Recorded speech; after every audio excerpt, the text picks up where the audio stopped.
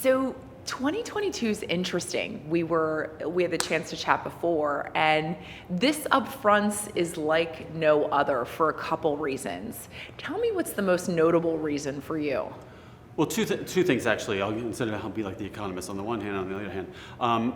First of all, there's no MRC-accredited currency to support the upfronts. So that opens up a whole can of worms in terms of guarantees and things like that. And then the second, the importance of CTV. You know, I think as I look at the upfront this year, in addition to pricing and the currency, I want to understand how much money is spent, how they allocate between linear and CTV. I think if you go back, 4 or 5 years ago, the media owners were looking at streaming services as the enemy. And now if you can't beat them, you have to join them. They're going to go to market with integrated offers, so it'll be exciting to watch that.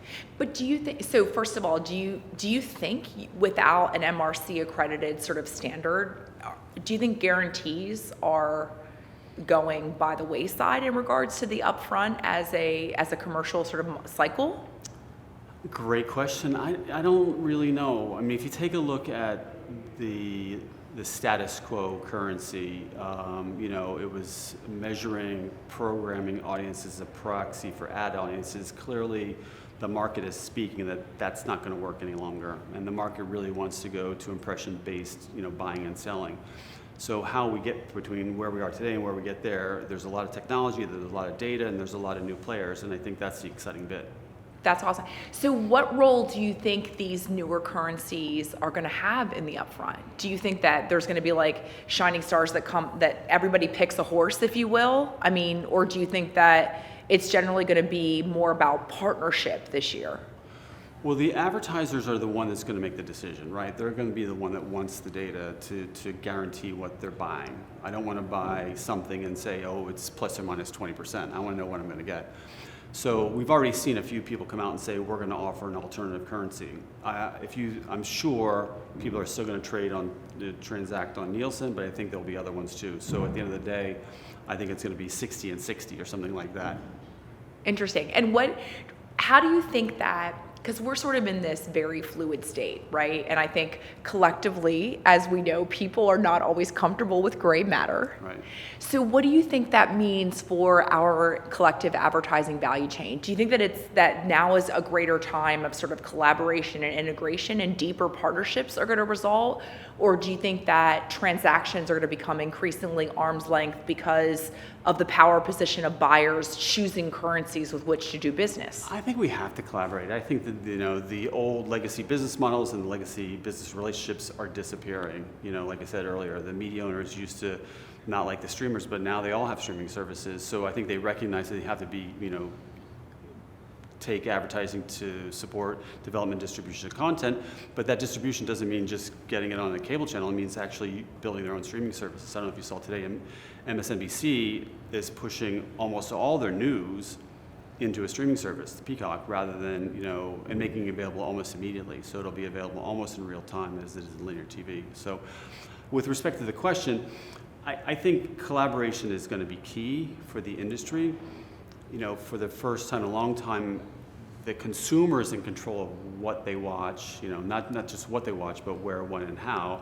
And I think advertisers are recognizing that they need to follow that audiences. How that gets repackaged is going to require a lot of cooperation. So now that you're sort of you're closer, you're sort of within, not only a supplier within the ecosystem, but also now a currency, with which business is done.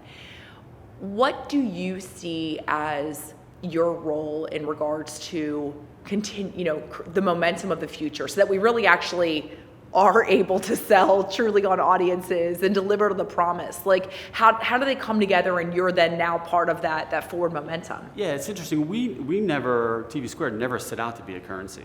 I mean, we set out to help brands, advertisers answer that question. I know some of my TV is working, I just don't know which half.